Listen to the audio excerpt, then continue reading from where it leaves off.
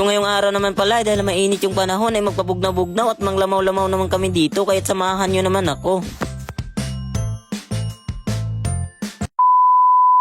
So what's up guys, what's up mga Carb City TV, panibagong araw at panibagong vlog na naman. So ngayong araw naman pala ay may nabuo naman kaming plano at isang drawing dito, isang drawing ng panglalamaw dahil nga mainit yung panahon at sakto-sakto lang talaga manglalamaw at magpabugnaw ngayon. Kaya nga dito hindi na kami nagpadugay-dugay pa at kinuluran na namin kaagad yung nabuo naming drawing. At saktong-sakto lang talaga dahil bukod sa mainit yung panahon ay dugay-dugay na rin kaming hindi na nakapaglamaw. Kaya nga sa part na ito hindi na kami nagdalawang isip pa at literal na lamaw na kami dito. Lamaw na parisa no guys para tinaw ang pananaw sa preskong bilinaw ay I mean para bugnaw ang pananaw pamati gani. Waha. Kaya nga dito ay umadto na kami sa aming lalamawan. At pag-abot pala namin dito sa lamawan ay nakasaka na kaagad si Taboy. At hindi na talaga siya nagpadugay-dugay pa. Kaya nga sa part pala nito ay tinistingan na kaagad ni Bakutoy kung sobra ba or sakto-sakto lang ba yung feelings na binigay mo sa kanya. I mean kung sobra ba or sakto-sakto lang ba yung butong na tinagak ni Taboy. Pamati gani, waha. At sa part pala nito dahil sakto-sakto lang yung tinistingan ni Bakutoy na pinakaunang butong na tinagak ni Taboy.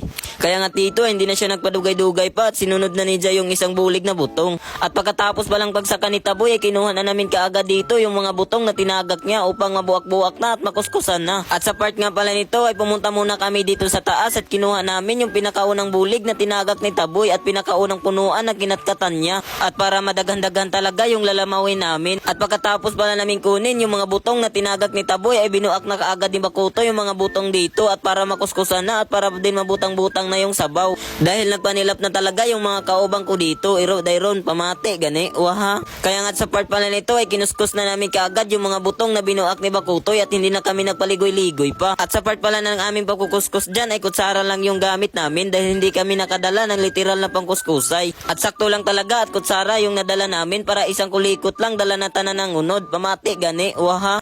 At para din madali lang matapos yung pagkukuskus namin at literal na dinalian talaga. At pagkatapos pa namin buakin at kuskusin yung mga butong ay pumunta na kaagad kami doon sa kabatuhan na aming kakainan dahil mapresko doon at bukod sa mapresko ay maplaster talagang kanan. At pag-abot pala namin dito sa unahan ay umunong muna kami. At bago pala kami papunta sa aming kakainan ay kumatkat muna dito si Taboy ng isang punuan at kumuha muna siya ulit dito ng 5 pirasong butong. At pagkatapos palang pagkuha ni Taboy ay kinuha na kaagad namin dyan. At yung 5 butong pala na kinuha ni Taboy ay ginawa naming sudlanan, isang sudlanan na parang isang basuhan at para mo yamong gamiton sa aming kakainan ng lamaw. At sobrang gana talaga ito gawing baso at ito pala yung purma na ginawa namin. At pagkatapos pala namin maggama ay pumunta na kaagad kami sa batuhan na aming kakainan. At sa part pala nito ay nakaabot na pala kami sa giingunaw na kabatuhan na aming kakainan at sobrang presko talaga dito at gana-gana talagang kakanaan. Kaya nga dito kami pumisto para masulit talaga yung panglalamaw namin.